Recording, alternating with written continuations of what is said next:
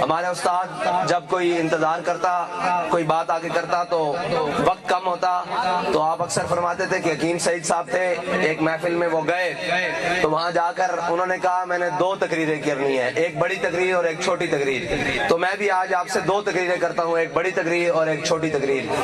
چھوٹی تقریر یہ ہے کہ آپ کے انتظار کرنے کا بہت شکریہ، اور بڑی تقریر یہ ہے کہ آپ کے انتظار کرنے کا بہت بہت شکریہ۔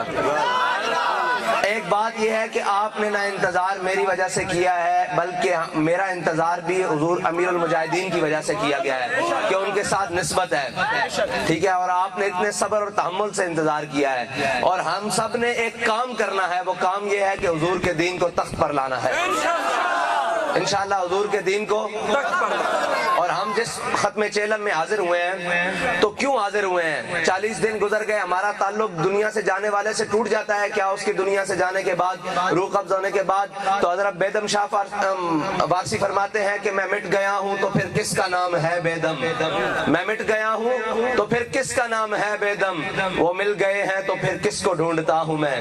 بات یہ ہے کہ آپ ابھی بھی اس جوش و جذبے کے ساتھ لبیک یا رسول اللہ کے نعرے لگا رہے ہیں، یہ کوئی بات ہے نا جو امیر المجاہدین آپ کو دے کر گئے ہیں، اور آپ اسی جذبے کے ساتھ آج بھی کہہ رہے ہیں لبیک لبیک لبیک یا رسول اللہ، لبیک لبیک لبیک یا رسول اللہ، لبیک لبیک لبیک یا رسول اللہ، لبیک لبیک لبیک یا رسول اللہ، لبیک لبیک لبیک یا رسول اللہ، لبیک لبیک لبیک یا رسول اللہ، لبیک لبیک۔ اور ہمارے قائد بیدم شاہ صاحب کا حکم ہے کہ شعر دوبارہ دہرا دے۔ بیدم شاہ وارسی صاحب فرماتے ہیں کہ میں مٹ گیا ہوں تو پھر کس کا نام ہے بیدم، میں مٹ گیا ہوں تو پھر کس کا نام ہے بیدم، وہ مل گئے ہیں تو پھر کس کو ڈھونڈتا ہوں میں۔ بات یہ ہے کہ ہم اپنے آقا و مولا کی ناموس اور عزت اور دین کو تخت پر لانے کے لیے جدوجہد کر رہے ہیں، اسی چیز کو ہم ڈھونڈ رہے ہیں۔ بس مومن کی زندگی کا مقصد ہی یہی ہے، اور مومن جیتا بھی حضور کے لیے اور مرتا بھی حضور کے لیے ہے، دونوں مثالیں، اور یہ قیامت تک کے لیے صحابہ کرام اپنے آنے والے بعد والے مسلمانوں اور غلاموں کے لیے یہ مشعل راہ چھوڑ گئے ہیں۔ حضرت جناب سیدنا صدیق اکبر رضی اللہ تعالیٰ عنہ، کہا جاتا ہے کہ آپ وہ واحد ہیں اس کائنات میں جن کو جنت کے 8 دروازوں سے بلایا جائے، جنت کے 8 دروازے ہیں، 8 دروازوں سے بلایا جائے گا۔ تو معلوم ہوا کہ کیوں؟ کہا کہ جب بھی کسی جانب سے حضور کی ذات پر حملہ ہوا، آگے صدیق اکبر کھڑے ہوئے تھے، اور جنت ہر کسی کو اس کے صفت کے ساتھ بلائے گی، کوئی عادل ہوگا تو عدل والا دروازہ بلائے گا، کوئی سخی ہوگا تو سخاوت والے دروازے سے بلایا جائے گا، اور کوئی عابد ہوگا تو زہد والے دروازے سے بلایا جائے گا۔ حضرت صدیق اکبر کو سارے دروازے سے کیوں بلایا جائے گا؟ کہ آپ کی ذات حضور کے آگے ایسے کھڑی رہی، جو بھی تیر آیا حضور کی جانب، جو بھی بات آئی، آگے صدیق اکبر کھڑے ہیں۔ آپ ہجرت دیکھیں، آگے حضرت سیدنا صدیق اکبر کھڑے ہیں۔ آپ غزوہ بدر دیکھیں، آگے سیدنا صدیق اکبر کھڑے ہیں، اور کس جذبے کے ساتھ کھڑے ہیں کہ اسلام لانے کے بعد حضرت عبد الرحمن بن ابی بکر نے کہا کہ ابا جی غزوہ بدر والے دن آپ میری تلوار کے نیچے آ گئے تھے، لیکن میں آپ کا لحاظ کر گیا۔ تو سیدہ صدیق اکبر حضور کے ساتھ کیسے کھڑے ہیں اور آگے کیسے کھڑے ہیں؟ آپ نے فرمایا جے تو اس دن میری تلوار تھلے آندا تو صدیق لحاظ نہ کردا، کیونکہ تو حضور دا دشمن بن کے آیا ہے سی۔ اے حضرت صدیق اکبر دی شان حضور نال کھڑے کس طرح کہ آپ دے والد نے گل کی تھی حضور دے بارے، تے آپ نے انج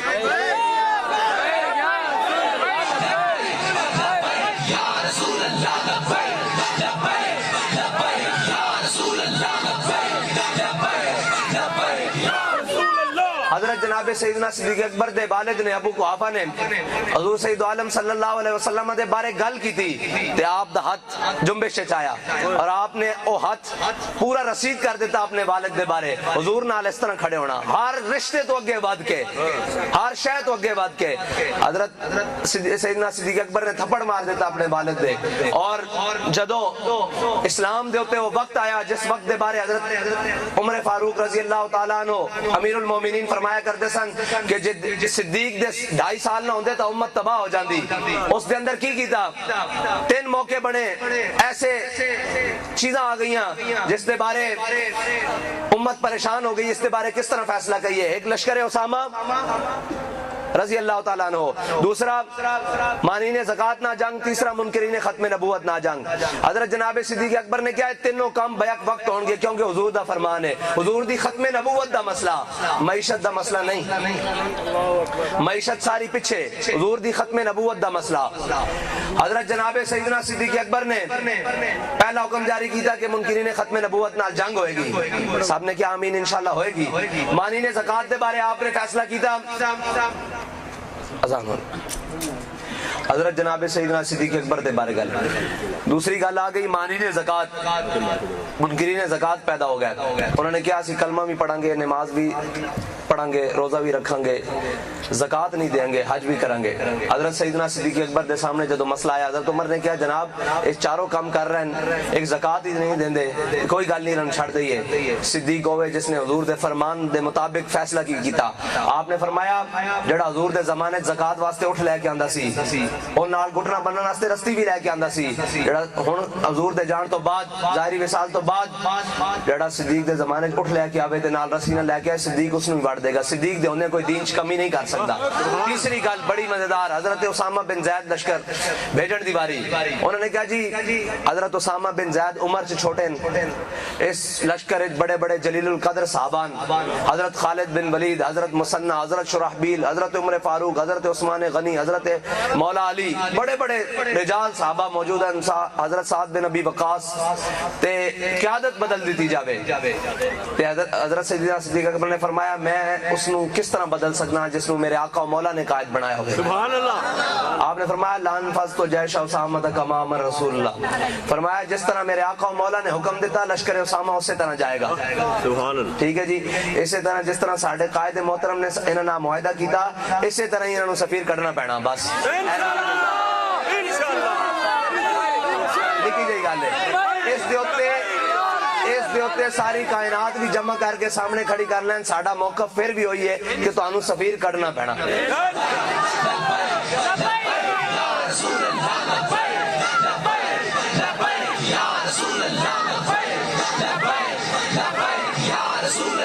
دوسری بات حضرت اسامہ بن زید نو جدو حضرت عمر نے کیا کہ قیادت بدل دی ہے تے حضرت جناب سیدنا صدیق اکبر نے کی فرمایا؟ فرمایا جنگل دے درندے آن اور مدینہ پاک چو صدیق نو لاتے چو پکڑ کے جنگل وچ لے جان.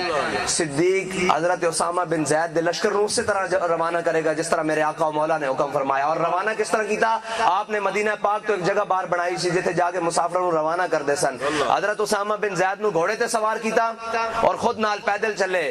اور دیکھو خلیفہ بلا فصل جناب سیدنا صدیق اکبر افضل الخلق بعد الانبیاء حضرت اسامہ بن زید گھوڑے تے سوارن اور حضرت سیدنا صدیق اکبر تھلے چل رہے ہیں برابر. اور اسامہ بن زید دے جڑے نالینن اور قدمن او حضرت سیدنا صدیق اکبر دے سینے نال لگ رہے ہیں جنہاں دا سینہ اج بھی میرے آقا و مولا صلی اللہ علیہ وسلم دے نال ملا پیا. عالم ارواح تو لے کے عالم برزخ تک او حضور سید عالم صلی اللہ علیہ وسلم دے نالن. لیکن انہاں دسیا جو میرے آقا و مولا نے فرمایا سی انہاں دا اس طرح ادب کر دیاں. جنہاں میرے آقا و مولا نے جنہاں ساڈا امیر بنایا سی انہاں دا اس طرح ادب کر دیاں. اے جناب حضرت سیدنا صدیق اکبر.